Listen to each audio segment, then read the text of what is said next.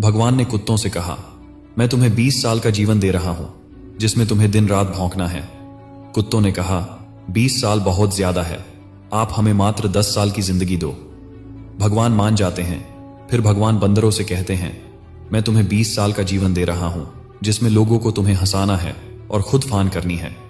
तो बंदरों ने भी कहा, 20 साल बहुत ज्यादा है, आप हमारी उम्र भी कुत्तों की तरह 10 साल ही कर दीजिए। भगवान फिर से मान जाते हैं। फिर भगवान गाय से कहते हैं, मैं तुम्हें 60 साल का जीवन देता हूं जिसमें तुम्हें किसानों की मदद करनी है, खेती बाड़ी करनी है।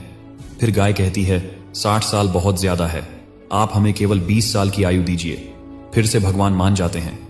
फिर भगवान मनुष्य से कहते हैं, मैं तुम्हें 20 साल की आयु दे रहा हूं जिसमें तुम्हें हंसना है, खेलना है और खूब मस्ती करनी है। फिर मनुष्य ने कहा, सिर्फ 20 साल। आप एक काम करिए, मेरे 20 साल और कुत्तों के जो बचे 10 साल है और बंदर के 10 साल और गाय के जो 40 साल है वो भी दे दीजिए।